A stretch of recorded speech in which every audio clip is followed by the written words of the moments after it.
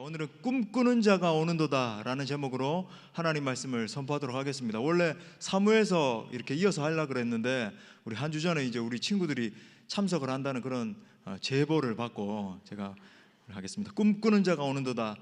우리 구약에 나오는 믿음의 사람 중에서 이 요셉은 아주 특별한 인물이라고 할 수 있습니다. 요셉은 예수 그리스도를 예표하는 몇몇 인물 중에 굉장히 중요한 분이죠. 이 말은 구약에 나오는 요셉의 스토리와 또 신약에 나오는 예수님의 스토리가 영적인 의미에서 굉장히 상통한다는 그런 의미예요. 우리 예수님 우리의 구원자이시잖아요. 요셉도 그 민족의 구원자였습니다. 또 우리 예수님 모든 삶과 또 십자가 죽음 부활 승리하심을 통해서 우리에게 모범을 보여주셨어요. 요셉의 삶도 우리가 따라가야 될 거의 완벽에 가까운 인물이 아닌가 싶을 정도가 이제 요셉인데, 그죠? 넘어지지 않잖아요. 그러니까 우리에게 모범을 보여줍니다. 실제로 여러 가지 면에서 요셉의 삶과 예수님의 삶이 닮아 있는데 오늘 뭐 깊이 언급할 수 있겠지만 간단하게라도 살펴보면, 먼저 형제들에게 핍박을 받았잖아요. 두 번째는 구덩이 아래로 던져졌습니다. 우리 예수님 저 지옥까지, 그죠? 죽으심으로 말미암아 지옥 강화 하셨던 거예요. 또 은 몇 개에 팔리기도 하고, 또 유혹을 이기셨죠. 요셉도 유혹을 이기고 우리 예수님도 사탄의 시험을 이기셨잖아요. 가장 결정적으로 하나님의 뜻에 순종했을 때 가장 낮은 곳까지 내려갔지만 하나님이 이 두 분의, 그죠? 예수님과 요셉의 인생을 다시 높여 주셨습니다. 요셉이 구덩이까지 내려갔고 종의 신세가 되고 감옥에까지 갇혔지만 하나님이 다시 그를 높이시사 세계 최강국, 당시에 이제 애굽이 최강국이었거든요. 최강국의 총리가 되게 하셨잖아요. 우리 예수님도 고난을 짊어지는 삶을 사셨고 십자가를 지심으로 말미암아 음부까지 내려가셨지만 하나님은 예수님을 부활하게 하시고 모든 이름 위에 뛰어난 이름을 주신 줄 믿습니다. 이걸 유식한 신학적 용어로 비하와 승귀 그러거든요. 우리 한번 따라해 볼까요? 좀 어렵지만 비하, 승귀. 비하는 한없이 내려가시고 승귀 다시 하나님이 올리셨다, 그런 말입니다. 자, 우리가 요셉의 스토리를 통해서 배워야 되는 이 신앙의 진리가 바로 이 점이에요. 하나님 앞에 순복하는 삶, 순종하는 영성을 말하는 것입니다. 무슨 말인가? 우리가 때때로 하나님 앞에 순종하면서 살아갈 때, 우리 유초등부 친구들도 그렇고 순종하면서 하나님의 말씀에 따라가면서 살아갈 때 늘 승승장구만 하고 승리만 하고 그런 게 아니에요. 때때로 비천에 처해지는 것처럼 너무나 막 비참하게 여겨지고 그럴 때도 있습니다. 오히려 하나님의 뜻에 따라가면 내 삶이 더 잘 되는 것처럼 여겨지고 해야 되는데 더 막 안 되는 것처럼 여겨지고 때때로 막 절망적인 감정이 들 때도 있단 말이죠. 하지만 여러분, 분명한 것은, 여러분 어린 시절부터 기억해야 되는 것은, 하나님의 말씀에 순종하면 하나님의 때가 되매 주권자이신 하나님이 그 인생을 높여 주십니다.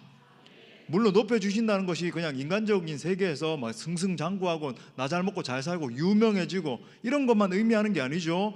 하나님의 방법과 하나님의 지혜대로 그 인생을 높여 주세요. 반대로 내가 인생 가운데 막 올라가려고 하면 어떻게 될까요? 하나님이 낮추십니다. 너 내려와라, 그죠? 놀라운 것은 여러분, 하나님이 높여주시면 그 인생은, 그 위치는 견고해요. 안전합니다. 하나님이 지키시고 보호해 주시는 것입니다. 하지만 그죠? 내가 막 고개를 쳐들고 내가 어떻게든 내 인생을 높여봐야지 하면, 바벨탑 사건에서 우리가 보잖아요. 인간들이 높아지려고 한없이 노력했을 때 하나님이 어느 순간에 너희들 안 되겠다, 낮아져야 되겠다, 무너지는 것이죠. 특별히 기억해야 되는 것은, 하나님은 이 요셉을 높이심을 통해서 요셉이 국무총리가 됐네, 그게 중요한 게 아니란 말이에요. 높이심을 통해서 하나님 당신의 꿈과 비전을 이루셨다는 사실입니다. 이게 오늘의 방점이에요. 요셉은 꿈의 사람이었죠. 그렇죠? 여러분 광고에도 나오던데 꿈꾸는 요셉 봤나요? 저는 굉장히 은혜되던데 그거 보면서, 꿈꾸는 요셉. 하나님은 요셉이 어린 시절이었을 때부터 그의 마음에 높은 비전을 심어주심을 통해서, 그를 통해서 당신의 엄청난 구원 역사를 이루셨잖아요. 단순히 요셉의 사회적인 지위만 높여주신 것이 아니라 그의 인생을 통해서 하나님의 거대한 구원 역사를 이루어 주셨습니다. 그래서 오늘은 하나님이 높이심으로 말미암아 이 민족의 구원자로 사용해 주신 요셉의 영성의 정수를 우리가 함께 상고해 보길 원합니다. 과연 요셉이 하나님 앞에 어떻게 반응했길래 하나님이 그의 인생을 높여주셨는지 우리 살펴보길 원해요. 말씀을 통해서 요셉의 인생에 임한 하나님의 은혜가 우리 모든 성도들과 또 우리 다음 세대 자녀들의 인생 가운데 충만하게 임하게 되시기를 축복합니다. 자, 크게 두 가지로 살펴보겠습니다. 첫 번째로, 하나님은 믿음의 사람을 통해 당신의 꿈을 이루십니다. 우리 한번 따라합시다. 하나님은 믿음의 사람을 통해 당신의 꿈을 이루신다. 오, 잘 따라하네, 그죠? 우리 친구들. 우리 보통 이제 아이들에게, 자녀들에게 너희 원대한 꿈을 품어라, 그죠? 꿈을 꾸고 그 꿈을 위해서 최선을 다해라, 그렇게 권면을 합니다. 하지만 여러분, 꿈을 성취하는 것이 쉽습니까? 어렵습니까? 매우 맞아요. 물론 제가 이제 말씀드리는 여기서 말하는 꿈이라고 하는 것은 뭐 공상을 하고 이런 게 아니라 더 나은 미래를 말하는 거죠. 우리 자신도 더 나은 사람이 되고 또 더 영향력 있는 인물이 되고 더 막 퇴보하고, 그죠? 사람들로부터 드러나지도 않고 그런 인생만 제가 말씀드리는 게 아니에요. 비천에 처해지기만 하고 뭐 이런 게 아닙니다. 또 어떤 위치에 세워짐으로 말미암아 더 많은 사람들을 포용하고 도울 수 있는 그런 상태에 되는 것입니다. 그러니까 현재 자신의 모습을 바라봤을 때 이것과는 비교도 할 수 없는 의미 있는 과업을 성취하는 자리에 서는 것을 말하는 것이죠. 그런 의미에서 원대한 꿈을 꾸고 그 꿈을 위해서 정진하는 태도 굉장히 귀한 거예요. 그죠? 꿈을 바라보면서 정진하는 거 필요한 것이고 귀한 것입니다. 여러분, 큰 꿈은 아무에게나 주어지는 것이 아닙니다. 하나님께서 그렇게 꿈을 품게 하시는 이유가 있는 거예요. 그런데 문제가 무엇입니까? 꿈과 현실의 간극이 클수록 우리가 낙심하기 쉽다는 것입니다. 작은 꿈이야 어렵지 않게 이룰 수 있어요. 그죠? 50등 하다가 내가 이제 45등까지 내가 한번 올라봐야 되겠다. 그 우연히도 될 수 있습니다. 어떻게 찍었는데, 그죠? 30점에서 38점이 돼가지고 그럼 누구든지 할 수 있어요. 하지만 여러분, 큰 꿈은 갑자기 막 40등 하다가, 그죠? 내가 반에서 5등 안에 들어버리라. 여러분, 쉬울까요? 어려울까요? 어렵지. 얘가 참, 이런 예는 좀 부적절한데, 그죠? 너무 이렇게 아무튼 간에, 그죠? 자신의 힘으로 이 큰 꿈을 이루기란 여간 어려운 일이 아니죠. 그래서 여러분, 꿈이 클수록 기도의 사람이 돼야 되는 것입니다. 하나님을 의존하는 사람이 돼야 되는 거죠. 요셉은 큰 꿈의 사람이었어요. 그렇기 때문에 그의 삶이 정말 쉽지 않았습니다. 수많은 역경과 고난을 통과해야만 됐어요. 서론에서 제가 말씀드린 것처럼 이 낮아짐과 높아짐의 삶을 제대로 보여준 삶이 요셉이라고 할 수 있겠죠. 인생을 살아가다가 하나님께서 이렇게 요셉의 삶에 개입하셨는데 어느 날 갑자기 그의 삶을 막 낮추시는 시간이 오늘 이 읽은 구절에서 나타나게 된 거죠. 어떤 일이 벌어졌습니까?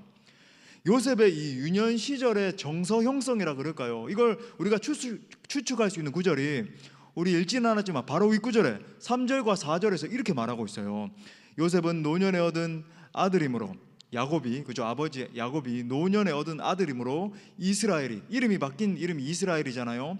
여러 아들들보다 그를 더 사랑함으로 그를 위하여 채색옷을 지었더니 그의 형들의 아버지가 형들보다 그를 더 사랑함을 보고 그를 미워하여 그에게 편안하게 말할 수 없었더라. 아멘. 자, 먼저 여기서 깨달을 수 있는 두 가지 대비되는 어떤 측면이 있죠. 먼저 그는 아버지로부터 극진한 사랑을 받았던 것입니다. 그렇기 때문에 그의 내면에 어릴 때부터 자연스럽게 이런 정서가 형성됐겠죠. 나는 아버지로부터 사랑받는 아들이다, 사랑받는 자녀다. 건강한 자존감이 아버지로부터 이렇게 형성이 됐을 거예요. 동시에 근데 여기서 파악할 수 있는 것은 그는 적은 한두 명이 아니라 많은 형들로부터 뭐 어느 정도가 아니라 큰 미움을 받았다는 사실이에요. 특히 그에게 편안하게 말할 수 없었더라. 여러분, 이 구절이 단순히 뭐 한 6개월 정도 지속된 게 아니라 1년 정도 지속된 게 아니라 요셉이 어린 시절부터 많은 형들로부터 이런 구절이 계속 요셉의 정서와 요셉의 모든 인생과 사고방식에 적용이 됐던 거예요. 그러니까 형들은 말로 요셉에게 지속적으로 상처를 줬을 것입니다. 아버지가 보이지 않을 때면 형들은 그에게 다가와서 그죠? 때때로 막 심한 폭언으로 상처를 줬어요. 이를 통해서 볼 때 요셉의 내면에는 어떤 거부에 대한 상처가 크게 자리 잡았을 것입니다. 아버지가 자신을 사랑한다 이것을 느낄 때는 굉장히 좋지만 그죠? 형들이 와서 아버지가 어디 딱 가시거나, 아버지가 늘 같이 있는 건 아니잖아요. 그리고 연세가 많았기 때문에 늘 친밀하게 같이 있을 수도 없고 형들이 오는 거죠. 이들이 와가지고는 너 요셉 일로 와봐, 너 지금 뭐 무슨 일이 있었어, 너 정말 안 되겠구나, 그죠? 막 계속. 여러분 학교 다닐 때 학교 폭력을 당했다. 요즘은 뭐 또 우리 사회가 조금 정화되는 분위기가 있어서 학교 폭력 저지르면 대학도 합격 안 시켜주더라고요, 그죠? 그런 기록이 있으면. 근데 왕따 경험이 있다, 그죠? 심한 어떤 막 그죠? 막 친구들로부터 린치를 당하고 폭언을 당하고 막 폭력을 당하고 막 너가 아버지 뭐 하시노 막 이래가면서 그런 사건을 겪었다면 이건 무슨 말인지 못 알아먹는, 그죠?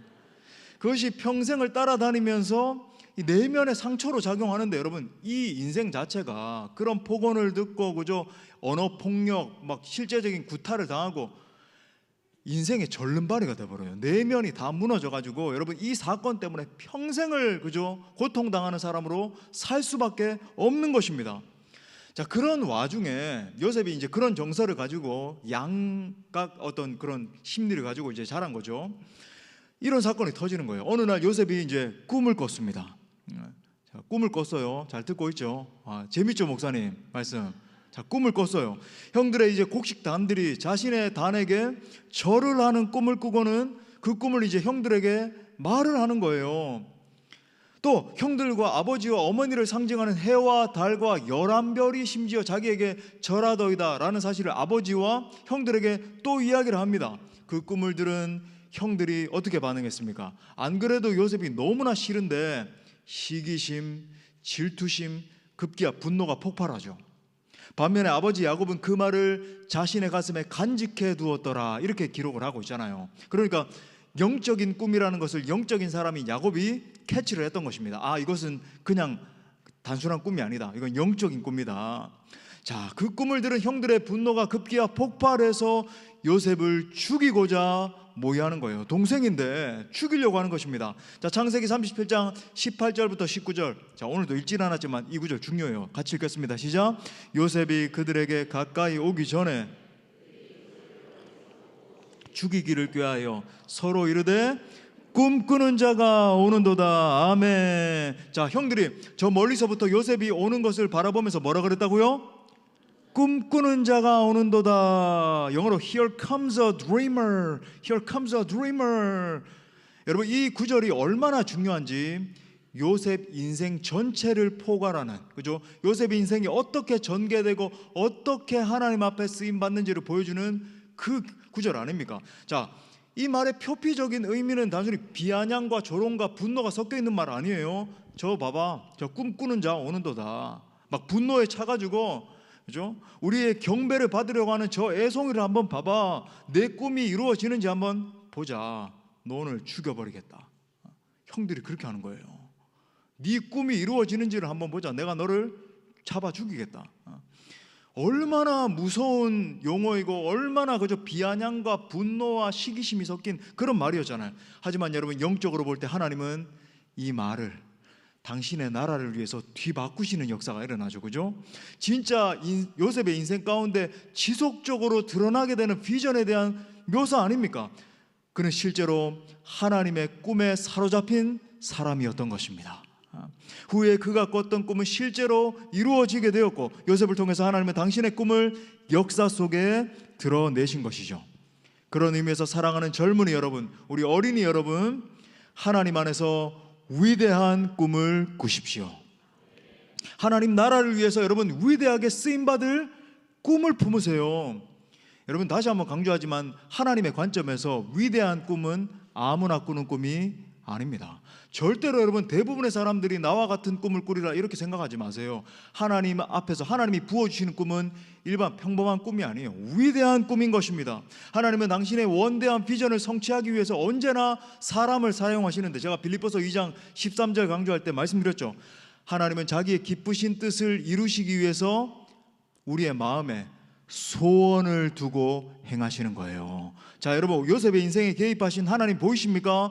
어린 시절부터 꿈을, 하나님의 그 소원을 요셉의 가슴에 심기어 주고 그 꿈이 자람을 통해서 하나님의 그 원대한 역사를 이루어 가시는 것입니다.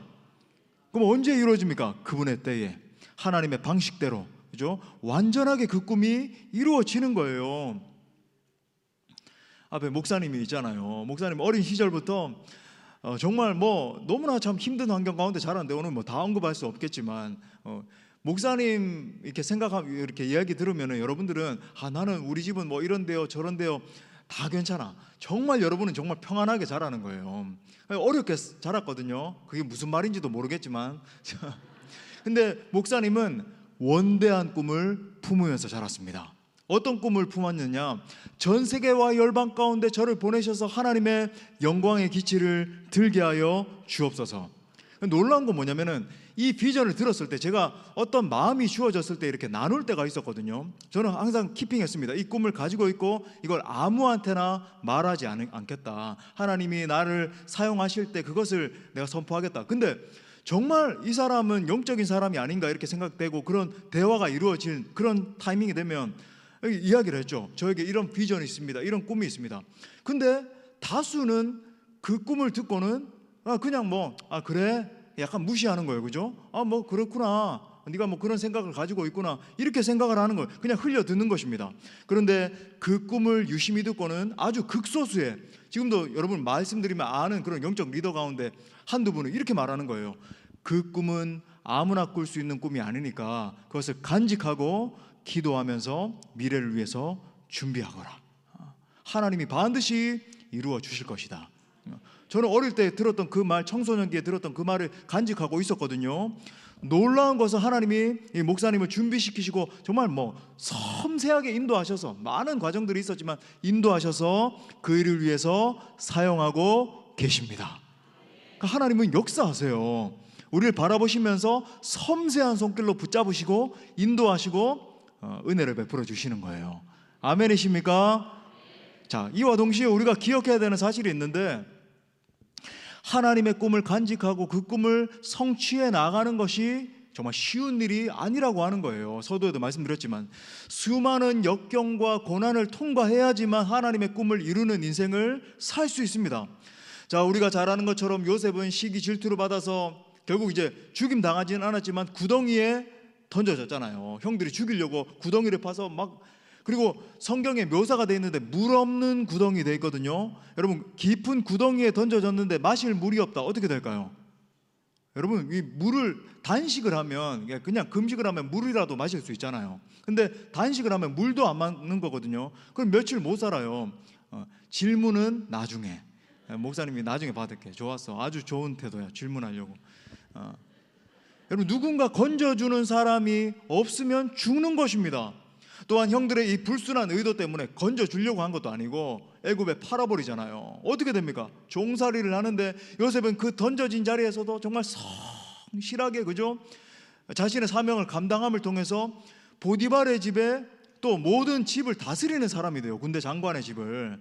나중에 근데 그저 억울하게 강간 미수범으로 몰려가지고 감옥에까지 던져집니다. 여러분, 감옥에 들어갔을 때 이게 요셉이 범죄한 것도 아닌데 억울한 마음으로 던져졌을 때 얼마나 마음이 답답하고 힘들었을까요? 또 그곳에서 술 맡은 관원장, 이제 당시로 말하면은 그죠? 정치 지도자 중에서 파워가 한 3, 4위 정도 되는 아주 대단한 사람을 만나가지고 제발 당신이 이 감옥에서 나가면은 내 처지를 기억해 주시고 왕에게 좀 말해 주십시오 부탁을 했는데, 이 술 맡은 관원장이 그 사실을 잊어버려요. 나중에 나간 다음에 2년 동안이나 그걸 까먹어 버립니다. 그의 마음속에 때때로 자신의 이 처지를 만들어버린, 너무나 비참한 현실을 만들어버린 형들을 향한 미움이, 원망의 마음이 있었을 거예요. 억누를 수 없는 울분이 터져 나와서 가슴을 치면서 밤잠을 설쳐야 될 때도 있었을 것입니다. 요셉이 로버트가 아니잖아요. 뭔가 막 기계가 돼가지고 AI 로버트가 돼가지고 아무런 감정도 느껴지지 않고 나는 뭐 누가 나를 해꾸지하고 누가 감옥에 집어넣고 해도 괜찮아, 이런 인생이 아니었단 말이죠. 요셉도 우리처럼 굉장히 감수성이 예민하고, 그죠? 성경의 저자니까 얼마나 많은 지각을 가지고 있으니까 다른 사람보다 더 많은 생각을 하고 그랬을 거란 말이에요. 자다가도 벌떡 일어나가지고는 하나님, 저 너무나 억울해요. 저 이렇게 갇혀있는 상황을 좀 보시죠. 우리 아버지는 나름대로 그죠, 믿음의 조상인데, 야곱인데, 그리고 저도 어릴 때부터 하나님 앞에 성실하게 살아간다라고 주일학교도 출석하고 유초등부도 잘 나가고 그죠, 유치부도 다 열심히 하고 했는데 왜 저는 이런 처지 가운데 놓여 있습니까? 막 답답한 마음을 하나님 앞에 토로했을 수도 있어요. 그런데 그는 그런 한숨과 원망의 차원에만 머물러 있지 않았습니다. 그는 극한의 상황 속에서도 하나님을 바라보는 하나님의 사람으로 성장했어요. 그는 자신에게 주어진 환경 속에서 언제나 하나님의 섭리를 바라보고 또 바라봤습니다. 때때로 믿음이 떨어질 때면, 그저 원망의 마음이 올라올 때면 하나님을 바라보고 막 찬양했을 거예요. 하나님, 나의 길을 아십니다. 하나님이 나의 길을 반드시 인도하실 것입니다. 내가 믿는 하나님은 전능하신 하나님이십니다. 고백했을 거예요. 그리고 답답한 상황이 이어질 때 정말 이 상황도 하나님이 역사하신 하나님의 계획 가운데 있는 상황이라고 한다면 내가 감사함으로 반응해야 되겠다. 주어진 내 삶에 최선을 다해야 되겠다. 그래서 요셉은 자신이 처한 모든 순간순간마다 최선을 다하는 삶을 살았습니다. 그것을 알 수 있는 대목이 어디 있는가? 그죠? 그의 언어 속에, 그의 말 속에 상처나 아픔이 남아있지 않다는 것을 우리가 볼 수 있는 게 뭐냐면, 나중에 모든 것이 다 통과되고 애굽의 국무총리가 된 다음에 형들이 자신의 앞에 섰을 때 이런 고백을 해요. 창세기 45장 5절 말씀, 놀라운 고백인데 우리 다 같이 읽어보겠습니다. 시작. 당신들이 나를 이곳에 팔았다고 해서 근심하지 마소서. 생명을 구원하시려고 나를 당신들보다 먼저 보내셨나이다. 아멘. 자, 8절 이어서 8절도 우리 읽어봐요. 시작. 그런즉 나를 이리로 보내니는 당신들이 아니요 하나님이시라. 하나님이 나를 바로에게 아버지로 삼으시고 그 온 집의 주로 삼으시며 애굽 온 땅의 통치자로 삼으셨나이다. 할렐루야. 요셉을 이 땅 가운데 애굽 땅에 보내신 게 형들이 던져서 팔아가지고 보냈다 그래요? 하나님이 보내셨다 그래요? 하나님이 보내셨다는 거예요. 이것이 바로 믿음이죠. 겉으로 볼 때는 막 형들에게 너무나 그죠, 막 비참한 꼴을 당하고 온갖 고초를 다 겪었던 그의 인생이었습니다. 하지만 그의 언어 속에는 원망이 하나도 들어있지 않아요. 내 인생은 이래가지고 누구누구 때문에, 당신들 때문에 이렇게 망했습니다. 그런 언어가 없어요. 그죠? 모든 자신의 인생을 하나님의 계획과 섭리로 해석하고 있는 것입니다. 자신이 애굽의 통치자가 된 것도 자신의 탁월함 때문이 아니라 오로지 하나님의 은혜 때문에 되었다라고 고백하고 있는 거예요. 사랑하는 여러분, 우리는 어떠한 경우에도 죄와 상처의 피해자가 돼서는 안 되는 것입니다. 죄와 상처가 여러분 내 인생을 이끌어가도록 만들어서는 안 되는 거예요. 이게 어떤 의미에서 어떤 분들에게는 굉장히 획기적인 개념처럼 들릴 수 있습니다. 어떤 분들의 이 언어를 살펴보면, 대화를 해보면 알잖아요. 그죠? 그 언어 속에 원망과 좌절과 짜증과 불평이 가득한 사람들이 있어요. 내가 이런 게 어릴 때부터 부족해가지고 이런 삶을 살 수밖에 없었다. 그죠? 그때 그 사람이 내게 그런 상처를 줘가지고 내가 이런 꼴로 살고 있다. 그때 그 사건 때문에 그 일만 일어나지 않았어도 내가 이렇게 무너지지 않았을 텐데, 끊임없이 과거의 어떤 누구, 과거의 어떤 사건, 여기에 사로잡혀가지고 그것만 계속 묵상하고 있으면서, 그죠? 그래가지고 내 인생이 이렇게 되다. 그런 분들이 있단 말이죠. 얼마나 많은 사람들이 그런 과거의 상처에 사로잡혀가지고 울고 있는지 모르겠습니다. 여러분, 이런 인생은 마치 죄와 상처의 영향력에 자신의 인생을 던져가지고 스스로 자신의 인생을 망가뜨리는 인생이라고 할 수 있어요. 그 누구도 건져줄 수 없습니다. 이런 메시지를 듣고, 아하, 내 상태가 정말 그런 상태에 있었구나 깨달으면서, 그죠? 하나님이여, 내가 이 상태에서 벗어나게 하여 주옵소서. 내 마음에 치유가 일어나게 하시고, 그러니까 치유도 하나님이 우리의 마음을 초자연적으로 만져주시고 야, 예수 십자가 복음을 진짜 깨닫게 될 때 치유가 일어나는데, 그죠? 예수님이 나의 모든 죄와 상처와 아픔을 위해서 십자가에 등허리 채찍에 맞으시고 물과 피를 쏟으시고 죽으셨다. 이 사실이 진짜 복음이 깨달아질 때 상처와 아픔이 녹아내리는 역사가 일어나는데, 근데 여러분, 초자연적인 이 복음의 역사도 일어나야 되지만 우리의 태도도 중요하단 말이죠.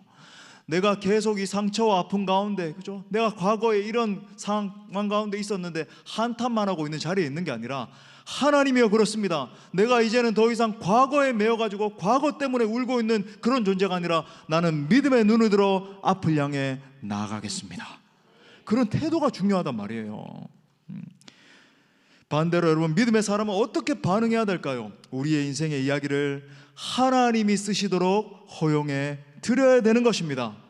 하나님의 은혜가 내 삶을 지배하도록 내어드려야 된단 말이에요.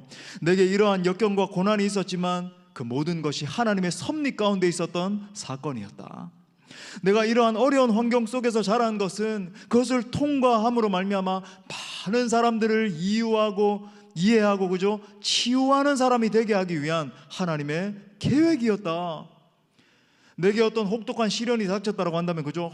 내게 내 인생에 왜 이런 시련이 닥쳐서, 이게 아니라 내가 반드시 이 시련을 통과한 다음에 나를 더욱더 단단하고 정련된, 정말 하나님 앞에 순수한 예배자로 나를 세우실 것이다. 하나님의 섭리로 해석하고 모든 것을 하나님의 계획으로 올려드리는 태도가 중요하단 말이죠. 우리 역대하 16장 9절, 우리 상반 말씀 다 같이 또 읽어봐요. 시작. 여호와의 눈은 온 땅을 두루 감찰하사 전심으로 자기에게 향하는 자들을 위하여 능력을 베푸시나니. 아멘. 하나님이 누구에게 능력 베푸신다고요? 온 땅을 두루 감찰하사, 모니터링 하신다는 거예요. 영어로 모니터링. 한번 보자, 온 땅 가운데 내가 누구에게 내 능력을 베풀어서 나의 영광을 위해서 쓸까 바라보시다가 전심으로 자기에게 향하는 자에게 능력을 부어주신다는 것입니다. 전심을 다해서 오직 요셉과 같이, 그죠? 다윗과 같이 하나님의 영광만 추구하는 사람, 그에게 능력과 지혜를 주신다. 하나님이 우리의 인생을 붙드시면 슬픔이 변하여 기쁨의 찬송이 되는 역사가 일어나는 것입니다. 하나님이 우리의 배에 승선하셔서 선장이 되어주시면 우리의 인생의 원망이 변하여 감사의 제사가 되는 역사가 일어나는 것입니다. 예수님께서 십자가에서 승리하신 스토리도 바로 이 동일한 스토리 아닙니까? 우리 모든 사람이 볼 때에 십자가는 죽음이고 낭망이고 슬픔의 현장이었지만 하나님이 역사하시니까 부활 승리의 역사, 그죠? 주님이 승천하심으로 말미암아 우리가 주님의 재림을 기다리게 하는 승리의 역사가 일어나게 된 것이죠. 이처럼 여러분의 인생도 하나님의 은혜와 섭리의 역사가 가득함으로 말미암아 요셉과 같이 쓰임받는 인생들 다 되시기를 축복합니다. 자, 그러면 적용점이에요. 두 번째로 적용점. 하나님의 꿈을 이루는 기도의 사람이 되라 하는 것입니다. 우리 또 따라 해봐요. 하나님의 꿈을 이루는 기도의 사람이 되라. 자, 여기까지만 생각하면 이런 의문이 들잖아요. 그래도 요셉이 당면했었던 모든 상황들을 생각을 해보면 정말 쉽지 않았을 텐데 어떻게 그의 인생이 그저 승귀, 그렇게 엄청나게 높아져서 하나님의 영광의 기치를 들었는가? 어떻게 하나님의 꿈과 비전을 이루는 인생이 될 수 있었는가? 그런 생각이 들잖아요. 정말 그래요. 요셉의 이런 고백은 여러분 쉽게 나온 고백이 아닙니다. 이런 고백이 있기까지 요셉은 수없는 그저 고통과 눈물의 밤을 통과해야 됐었어요. 하지만 그는 좌절만 하거나 낭망만 하는 세월을 보내지 않았습니다. 그는 모든 힘든 시간 속에서 하나님 앞에 철저히 기도하는 기도의 사람으로 서 있었습니다. 다시 말해요, 여러분, 그의 기도가 그의 인생을 여기까지 인도했다는 거예요. 이게 중요해요. 한번 따라합시다. 요셉의 기도가 요셉의 인생으로 하여금 승리케 만들었다. 기억하십시오, 여러분. 성도에게 하나님의 뜻이 없는 고난이란 없는 것입니다. 중요한 것은 그 상황을 허락하신 하나님의 뜻과 계획을 깨달아 알고 그것에 내가 적실히 반응하는 것이 중요한 것이죠. 자, 그러면 하나님의 뜻을 깨닫고 그 뜻에 순복하기 위해서 하나님의 꿈과 비전을 이루어 드리기 위해서 어떤 기도의 사람이 되어야 되는가? 제가 요약을 할게요. 첫 번째, 꿈꾸는 사람은 성령 충만을 위해서 계속해서 기도해야 됩니다. 우리 한번 또 따라해봐요. 꿈꾸는 사람은 성령 충만을 위해 계속 기도해야 된다. 여러분, 인간은요, 어려움을 당하고 오해를 받고 요셉처럼 막 부당한 취급을 당하고 하면 마음이 상해요. 그죠? 억울한 일을 막 겪는데 마음이 막 기뻐하고 이런 사람 아무도 없어요. 그죠? 마음이 상합니다. 그러니까 성경에서 마음이 상하다라는 단어가 코체르루아라는 단어를 쓰고 있는데 뭐냐면은 원어적 의미가 뭐냐면 영이 부족하다라는 뜻이에요. 그러니까 영어로는 lack of spirit. 그죠? 영의 부족입니다. 마음이 상하는 현상은 쉽게 말해 영이 부족한 것입니다. 그걸 제일 잘 보여주는 구절이 뭐냐면 출애굽기 6장 9절 말씀인데 이렇게 말해요. 모세가 이와 같이 이스라엘 자손에게 전하나 그들이 마음의 상함과 가혹한 노역으로 말미암아 모세의 말을 들었대요, 안 들었대요? 듣지 아니하니라. 여러분, 물론 이제 이때는 모세가 자신의 인생의 광야를 통과하지 않은 상태였기 때문에 아직 하나님의 사람으로서 준비되지 않았습니다. 아직 이집트 왕자 상태에 있었고, 그죠? 자신의 혈기로 가득하고 내가 이런 능력자인데 이런 생각으로 막 가득했던 그런 시기였어요. 이처럼 여러분, 영이 부족하면 하나님과 교제할 수 없는 것입니다. 영이 부족하면 여러분, 하나님의 음성이 들리지 않아요. 이 말을 신약적으로 해석하면 어떻게 해석할 수 있을까요? 여기서 말하는 영이 부족하다는 게 뭐가 부족하다는 걸까요? 맞아요. 성령 충만하지 않은 상태를 말하는 것이죠. 여러분, 성령 충만하지 못하면 마음이 쉽게 상하게 되어 있습니다. 성령 충만하지 못하면 하나님의 음성을 들을 수 없고, 그죠? 하나님과 깊은 교제가 일어날 수 없고 지도자의 말에도 순종할 수가 없게 돼요. 성령 충만하지 못하면 반대로 자기 자아 충만이라고 할 수 있거든요. 내 성질 충만, 그죠? 내 머리가 얼마나 팽팽 돌아가가지고 내가 생각할 때는 이게 옳은 것이고 내가 생각할 때 이게 옳은 것이고 이런 사람이 되거든요. 그러니까 하나님의 음성을 듣고 기쁨으로 순종하고 반응하고 성령의 사람으로 역사하는 게 아니라 자기 머리 굴려서 사는 사람, 그렇게 살게 돼요. 여러분, 결정적으로 이런 사람은 어떻게 되는지 아십니까? 하나님의 영광을 위해서 사는 사람이 아니라 자기 자아만 이루는 삶으로 추락하게 되는 것입니다. 끊임없이 분노하고, 그죠? 원망하고 싸우고 좌절하고 이런 삶만 반복하다가 결국 사탄 밥 되는 거예요. 하나님의 비전과 꿈을 힘있고 능력있게 이루어드리는 인생이 아니라 오히려 하나님의 비전 성취에 방해가 되는 인생으로 전락하게 되는 것입니다. 여러분, 이것이 우리의 인생을 넘어뜨리려고 하는 사탄 마귀의 전략이란 말이죠. 사랑하는 여러분, 진정 하나님의 음성을 듣고 하나님의 뜻을 깨닫고 그 뜻에 순종함으로 말미암아 그분의 뜻을 이루어 드리려면 기도의 사람이 되어야 됩니다. 내게 기도의 영이 부어져서 하늘 보좌를 움직이는 기도의 사람이 되어야 되는 것이죠. 여러분, 상상을 해보십시오. 요셉이 13년이 넘는 시간 동안 고통의 시간을 통과하는데 그 어떻게 반응했을까요? 그는 끊임없이 찬양하고 끊임없이 기도하고 끊임없이 말씀을 숙고하고, 그죠? 우리가 경건 운동하고 있는 것처럼 열심을 다해서 하나님의 말씀을 붙들면서 하나님의 뜻을 이루어드리기 위해서 전진했을 거예요. 하나님, 내 연약함을 묵상하지 않게 하여 주시고 나로 성령의 사람 되게 하여 주옵소서. 그래서 내게 주신 이 하나님의 꿈을 이루어드리는 인생 되게 하여 주옵소서. 기도할 수 있기를 바랍니다. 두 번째로, 꿈꾸는 사람은 고난에 잘 반응할 수 있도록 기도해야 됩니다. 우리 친구들은 이 의미가 좀 모를 수 있어요. 이거 고난에 잘 반응한다, 나중에 깨닫게 될 거야. 이 성경이, 그죠? 생각이 날 거예요. 여러분, 우리의 인생 가운데 고난의 파도가 막 몰려오기 시작하면 곧장 무섭게 치고 올라오는 것이 있는데 내 중심으로부터 바로 의심이죠. 의심. 연약한 분들은 그 의심이 막 치고 올라올 때 의심이 주는 방향으로 자신의 인생을 막 기울여 버립니다. 정말 그런가? 하나님 정말 살아계시는가? 이 성경이 진짜 하나님의 말씀인가? 막 의심이 들어요. 하지만 여러분, 믿음의 사람은 어떻게 반응해요? 의심이 막 치고 올라올 때에 그 의심의 방향을 따라가는 것이 아니라 하나님을 신뢰하는 방향으로 더 깊이 서는 거예요. 여러분, 믿음이란 무엇인가? 나를 사랑하신 하나님을 전폭적으로 의지하는 것이 믿음이죠. 심지어 나를 창조하신 하나님이 나를 붙들고 계신다고 하는데 때때로 내 삶이 너무 어려워요. 너무나 힘겨운 삶이 막 지속되는 거예요. 내 이 고통은 언제 끝날 것인가 한숨이 푹푹 나오고 그런 시절을 맞이한단 말이죠. 그때에도 하나님이 나의 길을 알고 계시고, 우리 지난주 그죠 마태복음 묵상에도 내 머리털까지 다 세고 계시고, 하나님이 나를 알고 계시니 나를 반드시 인도해 주실 것이다. 히브리서 11장 6절에서 그 믿음에 대해서 말하고 있습니다. 또 우리 우렁차게 읽겠어요. 시작. 믿음이 없이는 하나님을 기쁘시게 하지 못하나니 하나님께 나아가는 자는 반드시 그가 계신 것과 또한 그가 자기를 찾는 자들에게 상 주시는 이심을 믿어야 할지니라. 아멘. 여러분, 이처럼 성경은 믿음의 책이에요. 성경에 나오는 모든 믿음의 선배들은 어려운 상황에도 불구하고 그들의 믿음으로 말미암아 승리를 경험했습니다.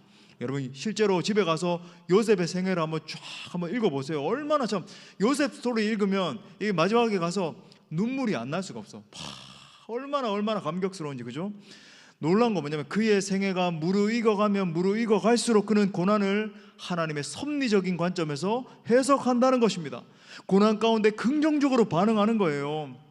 그래서 여러분, 고난 가운데 그의 마음 가운데 억한 심정이 자리 잡고, 그죠? 원망이 자리 잡고, 이게 아니라 관용하고 사람을 챙기고 더 넓은 영향력에 섰을 때 막 교만해지고, 이게 아니라 겸손하게 하나님을 바라보면서 수많은 생명을 건져내는 일을 위해서 쓰임 받더라는 것입니다.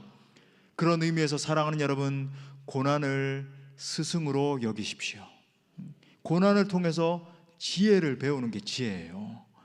고난 속에서 여러분 지혜를 배우는 게 진짜 지혜라니까요. 가장 위대한 배움은 종종 가장 큰 고난을 통해서 온다. 그러므로 여러분 모두가 끝까지 하나님의 섭리를 신뢰하시고 믿음 위에 굳게 설 수 있기를 축복합니다.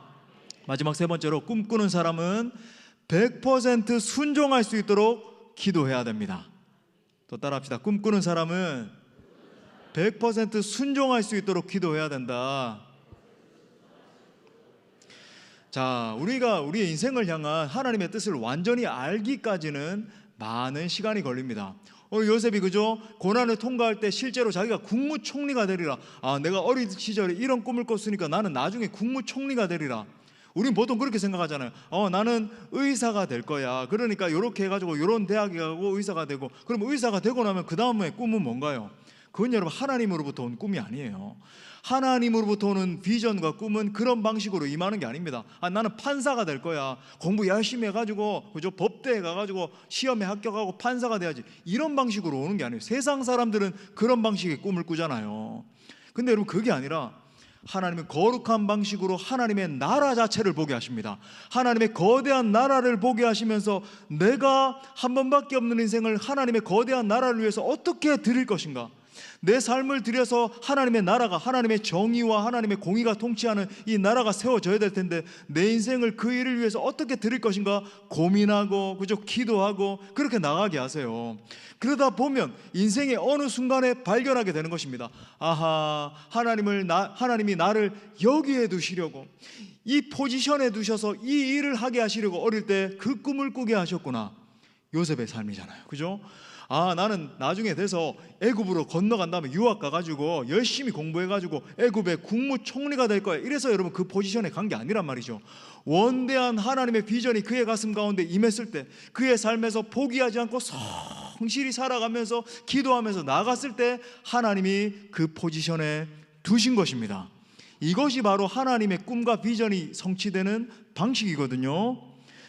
여러분, 근데 하나님이 우리의 인생 가운데 역사하시는 원리가 너무나 명확해요. 하나님은 우리의 인생을, 여러분의 인생을 한 걸음 한 걸음 인도하십니다.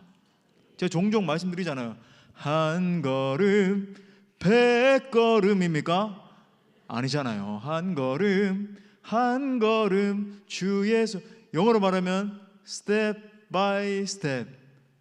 그거 어떻게 아세요? 자, 예. 한 걸음씩, 스텝 바이 스텝. 그러니까 한 걸음 걸어가면 지금은 여러분이 보이지 않을 수 있어요. 나를 통해서 어떤 하나님의 꿈과 비전을 이룰 것인가 보이지 않지만 내게 주어진 시즌, 그죠? 내가 그렇구나. 1학년 내가 입학을 했다. 그 주어진 자리에서 성실하게 살아가고 열심히 공부하고 부모님 말씀도 잘, 그죠? 막 토끼기를 해서 잘 듣고 또 기도의 자리에 나와서 충만하게 기도하고 또 나중에 3학년, 4학년, 6학년 되고 중딩 가고 그죠? 고딩 가고 대학교 하나님이 보내시는 곳에 가고 점점 인생의 걸음을 걸어갈 때 하나님을 의지하면서 주어진 자리에서 최선을 다하는 것이죠. 그런 인생을 바라보시고 하나님은 반드시 놀라운 일을 위해서 사용해 주십니다. 전제 조건이 있어요. 요셉처럼 성실해야 된다. 한번 따라합시다. 성실함이 중요하다.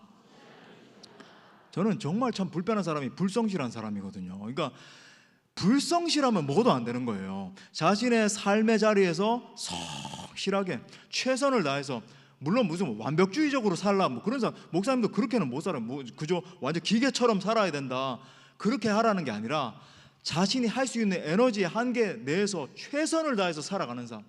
맨날 틈만 있으면 엉뚱한 거 보고 있고 막 게임 중독에 빠지고 그래가지고는 쓰임받기 어려워요. 하지만 내게 주어진 삶 속에서 최선을 다해서 살아가면서 말씀을 붙들고 기도하면서 살아가면 하나님이 반드시 요셉처럼 크게 사용해 주시는 것입니다. 여러분, 하나님은 순종의 사람을 통해서 역사하세요. 자신의 삶의 자리에 그저 처해졌을 때에 하나님의 음성에 듣고 순종하고 기뻐하며 찬양하며 나아가는 사람, 저는 여러분 모두가 온전한 순종의 사람, 믿음의 사람 될 수 있기를 축복합니다. 그래서 하나님이 쓰시고자 하는 대로 부드럽고 유연하게 놀랍게 쓰임받을 수 있는 모두가 될 수 있기를 축복합니다. 말씀 마무리할게요. 사랑하는 여러분, 축복합니다. 하나님이 여러분의 인생을 반드시 사용해 주실 것입니다. 하나님의 꿈을 꾸며, 전제 조건이 있어요. 꿈을 꾸며 기도해야 돼요. 그렇죠? 우리 친구들은 하나만 부탁할게. 여기 금요 성령 집회 나와요. 우리 부모님들 손 붙들고, 그죠? 내가 금요 성령 집회는 나가리라. 그래서 기도하세요. 하나님, 내게 주신 이 꿈을 이루어 주옵소서. 하나님, 내가 하나님 요셉처럼 다니엘처럼 하나님의 영광을 위해서 쓰임 받기를 원합니다. 다 정치인들이었는데 공통점이, 그죠? 요셉과 다니엘, 다윗. 꿈을 꾸며 또 최선을 다해서 준비하는 것이죠. 내게 주어진 인생의 시즌을 게으르고 나태하게 보내는 것이 아니라 열심을 다해 준비하고 또 꿈을 꾸면서 담대히 전진하는 사람을 사용해 주시는 것입니다.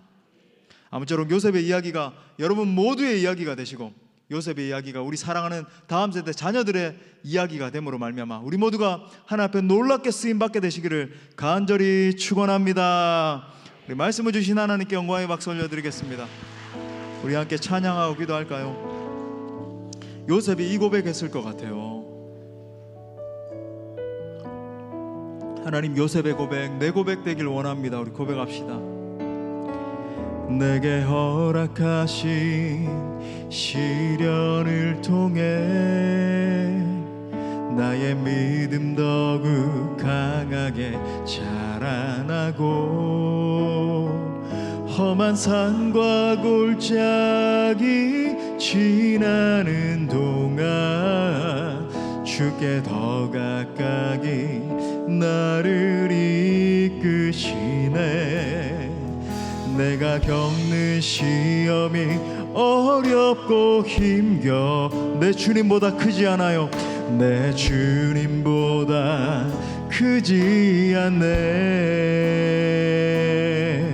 내 앞에 바다가 갈라지지 않으면 주가 나로 바다 위 걷게 하리.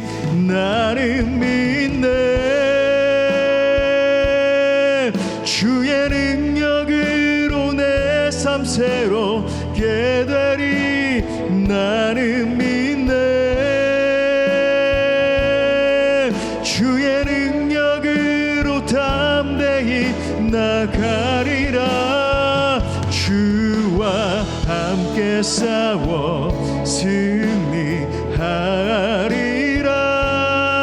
날마다 믿음으로 나 살아가리.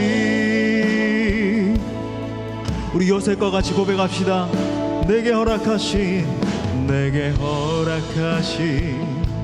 시련을 통해 나의 믿음 더욱 강하게 자라나고 험한 산과 골짜기 지나는 동안 주께 더 가까이 나를 이끌. 내가 내가 겪는 시험이 어렵고 요셉은 우리 주님을 바라봤어요. 내 주님보다 크지 않네. 내 앞에 바다가 갈라지니 주가 나로 바다 위 걷게. 우리 손 들고 주님 앞에 나는 믿네. 주의 능력으로 내 삶 새롭게 되리. 나는 믿네. 주의 능력으로 담대히 나가리라. 주와 함께 싸워 승리하라. 아멘. 날마다 믿음으로 나 살아. 나는 믿네. 나는 믿네. 주의 능력으로 내 삶 새롭게 되리. 나는 믿네.